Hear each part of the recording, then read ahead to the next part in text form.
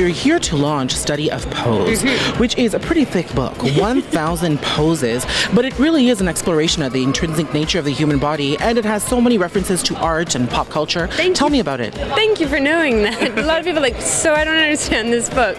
It is. It's definitely an ode to art history, pop culture, to film, and also models as muses. I think it's interesting how so many people are inspired by film, by dance, by musicians. People are also inspired by models and what they do, but there isn't really any book on it. So I thought this would be such an interesting way to thank the industry, thank the art community for everything that it's ever done. And people never think of it, but it is the form or the pose of someone in an image. If it's all the way from art history to Venus rising out of the sea, or if it's all the way to Michael Jackson and his stance on stage, those are things that we think of and are visual about. We have 1,000 poses. We see you in all these beautiful shapes and all these different positions. What is the art behind the perfect pose? Because you are known as the queen of pose, after all.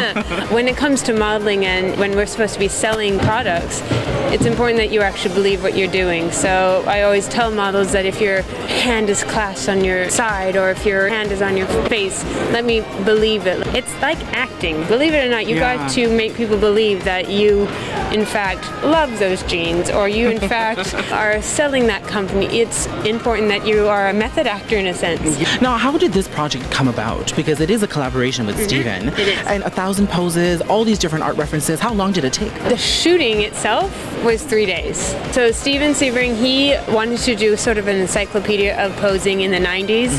Couldn't necessarily find the right model to do it. I told him, I was like, this is such a great idea. Let's call it Study of Pose. Let's make it 1,000. I don't know why we were so ambitious with 1,000, but 1,000 sounded like a good number, and so we went for it. From being on so many different magazine covers, collaborating with some of the world's biggest fashion designers, and now putting out a book of poses. How do you think you've evolved? From that 14, 15-year-old little self that was self-conscious and worried about what others did think, I thought the way I posed real fast and awkward, that's how you were supposed to do it. And in fact, I was wrong, but taking that tool and just perfecting it over the years, just continue doing the way I was doing it. What do you think the takeaway is for people who buy this book or flip through its pages? It's for everyone. I mean, if it's someone that just wants to leave on the coffee table, thank you very much for getting the book.